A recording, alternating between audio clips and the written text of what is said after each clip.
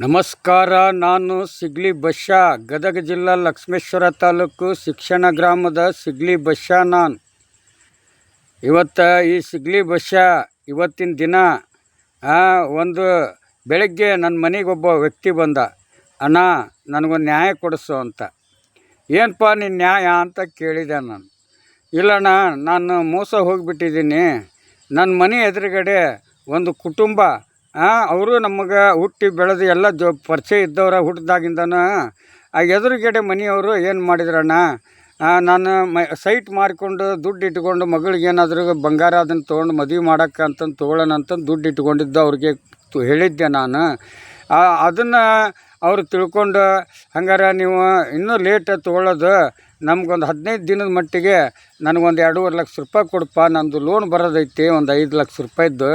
ಅದು ಬಂತಂದರೆ ನಿನಗೊಂದಿಟ್ಟು ಏನಾದ್ರೂ ಕೈಲಿ ಹಾಕಿ ನಾನು ಮತ್ತೆ ವಾಪಸ್ ನಿನಗೆ ದುಡ್ಡು ಕೊಡ್ತೀನಿ ಅಂತಂದಾಗ, ಮತ್ತು ಅವರು ಒಡನಾಟ ಇದ್ದಾಗ ಸರಿ ತೊಗೊಳ್ರಿ, ಯಾರು ಬೇಡ ಅಂತಾರಂತಂದು ಪಾಪ ಆ ಒಂದು ಗಂಡ ಹೆಂಡತಿ ಅವ್ರಿಗೆ 2 ಮಕ್ಕಳು. ಅದರಲ್ಲಿ ಒಂದು ಹುಡುಗಿಗೆ ಯಾವ ಕೆಲಸನೂ ಬರೋಲ್ಲ, ಅದು ಒಂದು ಅಂಗವಿಕಲ ಇದ್ದಂಗೆ.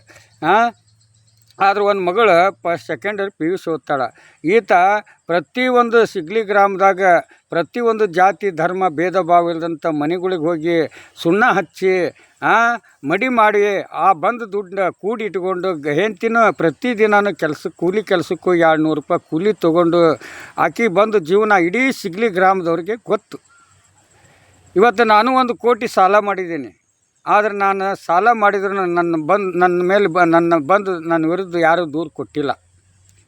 ಯಾಕಂತಂದರೆ ನಾನು ಅವ್ರ ಇದ್ರಿಗೆ ಅಡ್ಡಾಡ್ತೀನಿ, ಕೊಡ್ತೀನಿಪ್ಪ, ನಾನು ಒಂದು VIP ಆಗೋನದೀನಿ, ಮುಂದೆ ನನಗೆ ನೀವೇ ಎತ್ತಿ ಹಿಡಿತೀರಿ, ನಾ ಇದ್ದಲ್ಲಿ ದುಡ್ಡು ಬರೋಂಥ ವ್ಯವಸ್ಥೆ ಮಾಡ್ತೀನಿ, ಆ ಟೈಮ್ನಾಗ ನೀವು ಕೊಟ್ಟಿದ್ದಕ್ಕಿಂತ ಬಲ ಕೊಡ್ತೀನಿ ಅನ್ನೋಂಥ ನಂಬಿಕೆ ಇಟ್ಕೊಂಡು ನಾನು ಅವ್ರಿಗೆ ಭರವಸೆ ಕೊಟ್ಕೊಂಡು ಅವ್ರ ಎದುರುಗಡೆನ ಅಡ್ಡಾಡ್ತೀನಿ. ಬಟ್ ನೀನು ನಿಂದು ಹಿಂಗೈತಿ ಬಸಣ್ಣ, ಆದ್ರೆ ಆ ಅಮ್ಮ ಕಷ್ಟ ಐತಂತ ಕೇಳಿದ್ಲು. ನನ್ನ ಮಗಳಿಗೆ ಒಂದು ಈಗ ಕೆಲಸ ಆಗೋದೈತಪ್ಪ, ಆ ಕೆಲಸ ಆಯ್ತಂದ್ರೆ ಲೋನ್ ಬರ್ತೈತಿ, ಕೊಟ್ಬಿಡ್ತೀನಿ ಒಂದು 15 ದಿನ ಮಟ್ಟಿಗೆ ಅಂತಂದು ನನ್ನ ನಂತರ ನನ್ನ ಹೆಂಡತಿಗೂ ನನ್ನ ಎದುರುಗಡೆ ನಮ್ಮ ಮನ್ಯಾಗ ಬಂದು ಅಕ್ಕಿ ಮಗಳು ಅವರೆಲ್ಲ ಬಂದು ಅವರಪ್ಪ ಬಂದು 2.5 ಲಕ್ಷ ರೂಪಾಯಿ ಇಸ್ಕೊಂಡು ಹೋದ್ರು ಬಸಣ್ಣ. ಆದರೆ 3 ವರ್ಷ ಆಯಿತು ನಮಗೆ ಸತಾಸಾಕತ್ತಿಬಿಟ್ಟಾರ, ದುಡ್ಡು ಕೊಡಿ ಕೊಡಿ ಕೊಡಿ ಅಂದಾಗ. ಅವಾಗ ಇವರು ಈಗ ನಾವು ದುಡ್ಡು ಗೆರಾವ್ ಹಚ್ಚಿ ಕೇಳಾಕತ್ತಿದ್ರೆ ನೀವು ದುಡ್ಡ ಕೊಟ್ಟಿಲ್ಲ ಅಂತ ನಮ್ಗೆ ಸುಳ್ಳು ಹೇಳ್ತಾರೆ, ನೀವು ಬಡ್ಡಿ ಹಂಗೆ ರೊಕ್ಕ ಕೊಟ್ಟಿರಿ ಅಂತ ನಮ್ಗೆ ಸುಳ್ಳು ಹೇಳ್ತಾರೆ. ಇವತ್ತು ನಾವು ಬಡ್ಡಿ ಅವರ ಮಾಡೋರು ಅಥವಾ ನಾವು ನಿಯತ್ತಿನಾಗಿ ಬದುಕಿದವ್ರು ಅನ್ನೋದು ಊರಾಗ ಅಲ್ಲಿ ಸುತ್ತಮುತ್ತ ಜನ ಇರ್ತಾರೆ.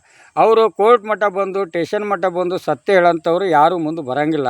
ಅದಕ್ಕೆ ಇವತ್ತು ಯಾರೋ ಒಂದು ದೂರು ಕೊಡೋಕೆ ಹೋದಾಗ ಆ ದೂರನ್ನ ಸ್ವೀಕರಿಸಿ ಆ ಒಂದು ಜಾಗಕ್ಕೆ ಬಂದು ಅಲ್ಲಿರ್ತಕ್ಕಂಥ ಸುತ್ತಳತೆಯಲ್ಲಿ ಇರ್ತಕ್ಕಂಥ ಇವ್ರದ್ದು ತಪ್ಪು ಅಥವಾ ಇವ್ರದ್ದು ಸರಿಯೋ ಅವ್ರದ್ದು ಸರಿ ಅಂತಂದು ಪೊಲೀಸ್ನವ್ರು ಇನ್ವೆಸ್ಟಿಗೇಷನ್ ಮಾಡಿ ಅವ್ರಿಗೊಂದು ನ್ಯಾಯ ಕೊಡಿಸ್ತಾರೆ ಅಂತಂದು ಪೊಲೀಸ್ ಸ್ಟೇಷನಿಗೆ ಬಂದ್ವಿ. ಆ ಅಮ್ಮ ಈತ ಕರ್ಕೊಂಡೋಗಿ ನಾನು ಆ ಅಮ್ಮನ ಮನೆಗೆ ಹೋದ್ವಿ. ಆ ಅಮ್ಮನ ಹೊರಗೆ ಕರೀಲಿ ಅಂತ ಕೇಳಿದೆ. ಅವಾಗ ಆ ಅಮ್ಮನ ಹುಡುಗ ಕರೆದ, ಆ ಅಮ್ಮನ ಮತ್ತು ದುಡ್ಡು ಕೊಟ್ಟವರು ಕರೆದಾಗ ಆ ಅಮ್ಮ ಬಂತು ಹೊರಗೆ. ಇಲ್ಲಿ ಯಾಕೆ ಬಂದಿರಿ, ನಿಮ್ದು ಇಲ್ಲೇನು ಕೆಲಸ? ಅಲ್ಲಮ್ಮ ಬಾರಮ್ಮ ಕುತ್ಕೋ, ನಿನ್ನ ಹತ್ರ ಮಾತಾಡಬೇಕು, ನಾ ಸಿಗ್ಲಿ ಬಶ್ಯಾ ಒಬ್ಬ ಸದಸ್ಯನ ಗಂಡ ಅದೇನೆ, ನಾನು ಊರಾಗ ಒಟ್ಟು ಹೋರಾಟ ಮಾಡ್ತೀನಿ, 4 ಜನಕ್ಕೆ ಜಾಗೃತಿ ಕೊಡ್ತೀನಿ, ಬಾ ಕುತ್ಕೋ ಮಾತಾಡೋಣ, ಏನು ನಿನ್ನ ವಿಷಯ ಏನದು, ಮತ್ತು ದುಡ್ಡಿನ ವ್ಯವಹಾರ ಆಗೈತೆ ಅಂತಲ್ಲ, ಇದು ಏನು ಸರಿ ಹೊತ್ತು ಸುಳ್ಳು ಅನ್ನೋದ್ರ ಬಗ್ಗೆ ತಿಳ್ಕೊಳಕ್ಕೆ ಬಂದಿದ್ದೀನಿ ಅಂತ ಅಂದಗಡ್ಲೆನ, ನೀ ಯಾರು, ನೀ ಯಾಕೆ ಬಂದಿದ್ದಿ, ಅವ್ರು ಬರಲಿ ಕೇಳಲಿ ಅಂತಂದು ಆಕಿ ಗಲಾಟೆ ಮಾಡಿದ್ಲೆ ನಾವು ವಿಡಿಯೋ ಹಿಡ್ಕೊಂಡೆ. ಆವಾಗ ಅವರು ಮಾತಿಗೆ ಮಾತು ಬೆಳೀತಾ ಜಗಳ ಮಾಡಿದರು. ಆಮೇಲಾಗ ಯಾರು ದುಡ್ಡು ಕೊಟ್ಟವರು ಹೋಗಿ ಕಂಪ್ಲೇಂಟ್ ಕೊಡಲಿಲ್ಲ. ಇವತ್ತು ಕೊಡ್ತಾರೆ ಬಿಡು, ನಾಳೆ ಜನ ಕೂಡಿಸ್ತಾರಂತಂದು ಅವರು ಇಲ್ಲೇ ಕೂತ್ಕೊಂಡ್ರೆ ಇವ್ರು ಆಗಲಿ ಹೋಗಿ ಕಂಪ್ಲೇಂಟ್ ಕೊಟ್ಬಿಟ್ರು. ಯಾರು 2.5 ಲಕ್ಷ ಹೇಳಿ ಅಂತ ತಿಂದಾರಲ್ಲ, ತಿಂದು ಬಾಯಲ್ಲಿ ಅದನ್ನು ನಾ ತಿಂದಿಲ್ಲ ಅಂತ ಹೇಳ್ತಾರಲ್ಲ ಅಂಥವ್ರು ಪೊಲೀಸ್ ಸ್ಟೇಷನ್ಗೆ ಹೋಗಿ ಆಗಲೇ ಕಂಪ್ಲೇಂಟ್ ಕೊಟ್ಟರು. ಅವರು ಗಂಡ ಹೆಂಡತಿ 2 ಮಂದಿ ಹೆಣ್ಮಕ್ಳು ಅವರು. ಅದರಲ್ಲಿ ಒಬ್ಬಾಕಿ ಗಂಡ ಸತ್ತಾನ, ಮತ್ತು ಇನ್ನೊಬ್ಬಾಕಿ ಹುಬ್ಬಳ್ಳಿಯಾಗ ಯಾರೋ ಒಬ್ಬ ಸಾಬೂನು ಜೊತೆಲೇ ಜೊತೆಲಿ ಅದಾಳ ಅನ್ನೋ ವಿಚಾರ ಗೊತ್ತಾಯ್ತು. ಅದಕ್ಕೋಸ್ಕರ ಸಿಗ್ಲಿ ಗ್ರಾಮದಾಗ ಕಳ್ಳರು ಏನೇ ಕಾತರ ಮಾಡೋಕೆ ಬಂದರೂ ಸಿಗ್ತಾರೆ, ಅದೇ ಥರ ಏನೇ ಸುಳ್ಳು ಹೇಳಿದ್ರೂ ಸಿಗ್ತಾರೆ. ನನ್ನಂಗೆ ಸತ್ಯ ಹೇಳಿ ಬದುಕ್ರಿಯಲ್ಲ, ನಿಮ್ಮಂತರ ಕೊಡೋ ತಾಕತ್ತಿಲ್ಲ ಅಂದರೆ ಆ ರೀತಿ ಆ ನಂಬಿಕೆ ದ್ರೋಹ ಮಾಡೋಕ್ಕೆ ಹೋಗಬೇಡಿ. ನಂಬಿಕೆ ದ್ರೋಹ ಒಳ್ಳೆಯದಲ್ಲ. ಇವತ್ತು ಸಿಗ್ಲಿ ಬಸ್ಸ ಇನ್ನೂ ಬೆಳೀಲಿ, ಅವನು ಒಳ್ಳೆಯವನಾಗಲಿ, ಎದ್ದೇಳಲಿ, ಅವನು ಶ್ರೀಮಂತ ಆಗಲಿ, ಅವ್ನು ಕಳೆ ಲೆಕ್ಕ ಜಾಸ್ತಿ ಐತೆ, ಅವನು ಎಲ್ಲರಿಗೆ ಋಣ ತೀರಿಸ್ತಾನೆ ಅನ್ನೋ ನಂಬಿಕೆ ಜನರಿಗೆ ಐತಿ. ನಿಮ್ಮ ಮೇಲೆ ಯಾವ ನಂಬಿಕೆ ಇಡಬೇಕು? ಅವ್ರು ಪಾಪ ಗಂಡ ಅಂತ 2.5 ಲಕ್ಷ ರೂಪಾಯಿ ಕೊಟ್ಟವರು. ಇವತ್ತು ಪೊಲೀಸ್ನವ್ರು ಬಡ್ಡಿ ವ್ಯವಹಾರ ಜಾಸ್ತಿ ಆಗೋದ್ರಿಂದ ಅವ್ರು ಬಡ್ಡಿ ತಿನ್ನೋರೇ ಬೇರೆ, ಆದರೆ ಇವ್ರು ಬಡ್ಡಿ ವ್ಯವಹಾರದಾರಲ್ಲ, ಇವರು ಕಷ್ಟ ಅಂತ ಕೊಟ್ಟವ್ರು. ಇವರು ವಿಚಾರ ಮಾಡಿ ಇಂಥವೆಲ್ಲ ತನಿಖೆ ಮಾಡಬೇಕು ಪೊಲೀಸ್ನವರು. ಅಲ್ಲೇ ಸ್ಟೇಷನ್ಗೆ ಹೋದ್ರೆ ಅವ್ರು ಹೋಗಿ ಕಂಪ್ಲೇಂಟ್ ಕೊಟ್ಟರೆ ಇವ್ರು ಇಮಿಡಿಯೇಟ್ಲಿ ಫೋನ್ ಮಾಡಿದ್ರು ಆಗಲೇ. ನಾನು ಹೋದೆ ಅವ್ರ ಜೊತೆಲೇ. ಹೋದಾಗ ನಾನು ಅಲ್ಲಿ ಬರೀ ಹೆಣ್ಮಕ್ಳು ಬಿಟ್ಟರೆ ಯಾವ ಪೊಲೀಸರು ಇಲ್ಲ, ಗಂಡಸರಲ್ಲಿ ಸ್ಟೇಷನ್ನಲ್ಲಿ. ನಾನು ಸತ್ಯ ಹೇಳೋನು, ಸುಳ್ಳಂತೂ ಹೇಳಂಗಿಲ್ಲ. ಇವ್ರಿಗೆ ಏನಪ್ಪ ಇದು ಬಂದಿದ್ದಿ? ಇಲ್ಲ ಮೇಡಮ್, ಹಿಂಗೆ ಆಗೈತಿ. ಆಯಿತು, ಕಂಪ್ಲೇಂಟ್ ಕೊಡು, ಕುತ್ಕೋರಿ, ಅವ್ರು ಸಾಹೇಬರು ಬರ್ತಾರೆ, ಕುತ್ಕೊಳ್ಳಪ್ಪ. ಗೌರವ ಅನ್ನೋದೇ ಇಲ್ಲ. ಯಾಕೆ ಹೆಣ್ಮಕ್ಳು ಗಂಡು ಮಕ್ಳು ದೂರ ತೊಗೋಬೇಕು? ಯಾಕೆ ಗಂಡಸರು ಇಲ್ವಾ? ಪೊಲೀಸ್ ವ್ಯವಸ್ಥೆನೇ ಇಲ್ವಾ ನಿಮಗೆ? ಅವ್ರ ಹತ್ರ ಏನು ಮಾತಾಡ್ಬೇಕು ನಾವು? ಹೆಣ್ಮಕ್ಳ ಹತ್ರ ಏನರ ಹೆಚ್ಚು ಕಮ್ಮಿ ಮಾತಾಡಿದ್ರೆ ನಮ್ಮ ಮೇಲೇನ ಕೇಸ್ ಹಾಕೋಂಥದ್ದು ವ್ಯವಸ್ಥೆಗಳು ಸ್ಟೇಷನಲ್ಲಿ ನಡೀತಾವೆ. ಅದಕ್ಕೋಸ್ಕರ ನಮ್ಮ ಗದಗ SP ಅವರು ಪ್ರತಿಯೊಂದು ಪೊಲೀಸ್ ಸ್ಟೇಷನಲ್ಲಿ ಗಂಡಸರ ಕಡೆಯಿಂದ ಕಂಪ್ಲೇಂಟ್ ಪಡೆಯೋಂಥ ವ್ಯವಸ್ಥೆ ಆಗಬೇಕು. ಇವರು ಹೆಣ್ಮಕ್ಳನ್ನ ಮುಂದೆ ಕುಂದಿರಿಸಿ ನೀವು ಯಾವುದು ಕ್ರೈಮ್ ಬಗ್ಗೆ ಆಗಲಿ, ದೂರುಗಳ ಬಗ್ಗೆ ಆಗಲಿ ಯಾವುದು ಸ್ವೀಕರಿಸ್ತಾನೆ ಇದ್ದಾಗ ಇವತ್ತು ಸಿಗ್ಲಿ ಬಸ್ಸಿನ ಮನೆ ಬಾಗ್ಲ ತಟ್ಟಾಕತ್ಯಾರ. ಬೇಕಾದ್ರೆ ನನ್ನ ಮನೆಗೆ ಬಂದು ನನ್ನ ಸರ್ವೆ ಮಾಡಿರಿ, ನಾನು ನಿಮಗೆ ಕೊಡ್ತೀನಿ ವರದಿಗಳು. ಯಾವ್ಯಾವ ಜಿಲ್ಲಾದಿಂದ ಎಂತಿಂಥ ಪ್ರಕರಣದಲ್ಲಿ ಎಷ್ಟೆಷ್ಟು ಕೋಟಿಗೆ ಲಾಸ್ ಆಗಿದ್ದಾರೆ, ಜೀವನ ಹಾಳು ಮಾಡಿಕೊಟ್ಟಿದ್ದಾರೆ, ನಿಮ್ಮ ಗದಗ ಜಿಲ್ಲಾದಾಗೂ ತೋರಿಸ್ತೀನಿ ಅವನ್ನೆಲ್ಲ. ಯಾಕಂದ್ರೆ 24 ಗಂಟೆ ಕೆಲಸ ಬೇಕು ನಿಮಗೆ, ಇಲ್ಲ ಅಂದ್ರೆ ಆಗೋದಿಲ್ಲ.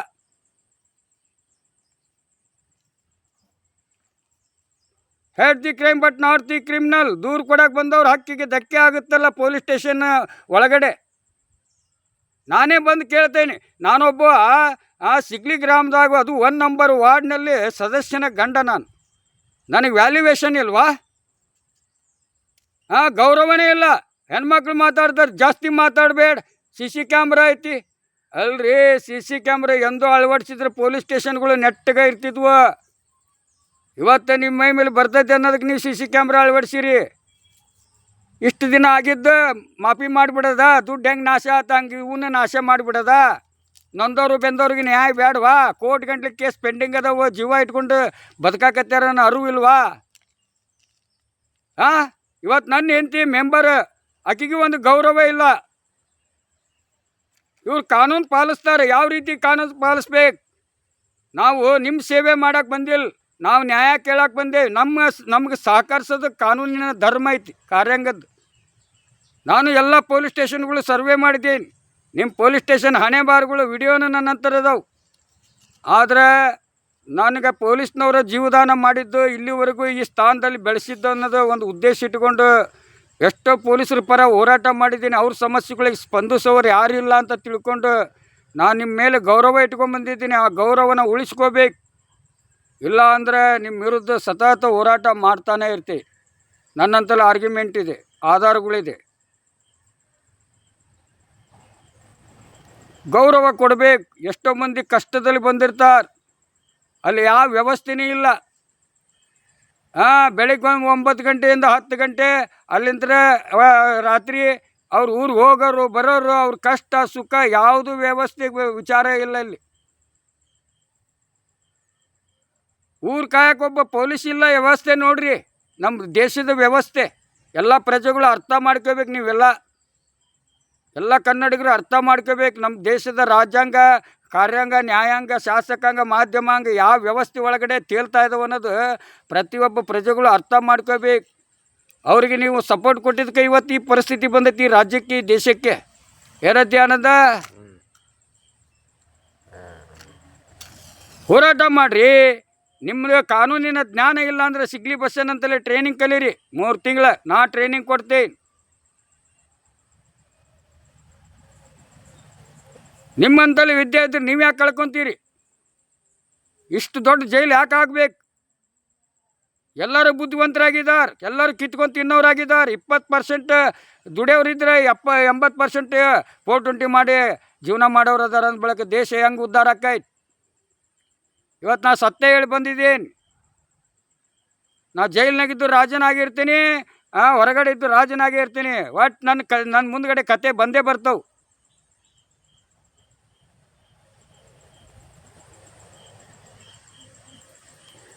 ಪ್ರತಿಯೊಬ್ಬರಿಗೂ ಸ್ಪಂದಿಸೋಂಥ ಪೊಲೀಸ್ ಸ್ಟೇಷನ್ಗಳು ಇರಬೇಕು ರೀ.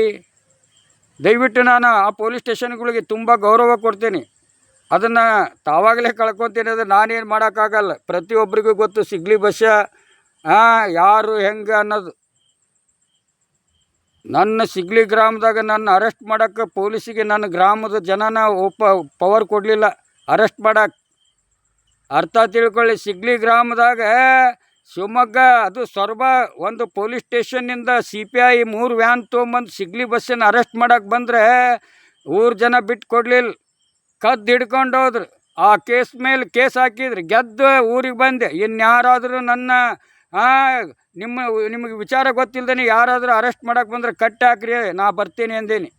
ನಾನು ಅಂಥ ಬಸ್ಸ ಇದ್ದೀನಿ. ನಾನು ಸತ್ಯಕ್ಕೆ ಹೋರಾಟಗಾರ. ನಾನು BJPಗೂ ಗೌರವ ಕೊಡ್ತೀನಿ, JDSಗೂ ಗೌರವ ಕೊಡ್ತೀನಿ, ಕಾಂಗ್ರೆಸ್ಗೂ ಗೌರವ ಕೊಡ್ತೀನಿ, ವ್ಯಕ್ತಿಗಳ ಮೇಲೆ ಕೊಡ್ತೀನಿ.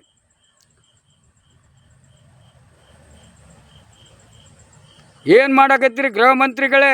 ನಿಮ್ಮ ಪೊಲೀಸ್ ಸ್ಟೇಷನ್ಗಳು ಏನಾಗಿದ್ದಾವೆ? ಜೈಲುಗಳು ಏನಾಗಿದ್ದಾವೆ? ಅವ್ರು ಉತ್ತರ ಕೊಡಬೇಕಾ? ಅವ್ರ ವಿರುದ್ಧ ಹೋರಾಟ ಮಾಡಬೇಕಾ?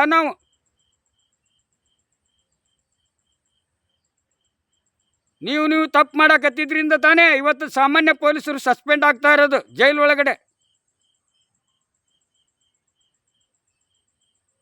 ಬನ್ರಿ, ನನ್ನ ಆರ್ಗ್ಯುಮೆಂಟ್ ಕೇಳಲಿಕ್ಕೆ 3 ತಾಸು ಟೈಮಿಂಗ್ ಕೊಡ್ರಿ. ಕರ್ನಾಟಕದ ಕನ್ನಡಿಗರಿಗೆ ಕೈ ಮುಗಿದು ಹೇಳ್ತೇನೆ, ನಾ ಹೇಳೋ ಒಂದೊಂದು ಮಾತುಗಳು ನಿಮ್ಮ ಮೈಯಲ್ಲಿ ಎದ್ದೇಳಬೇಕು.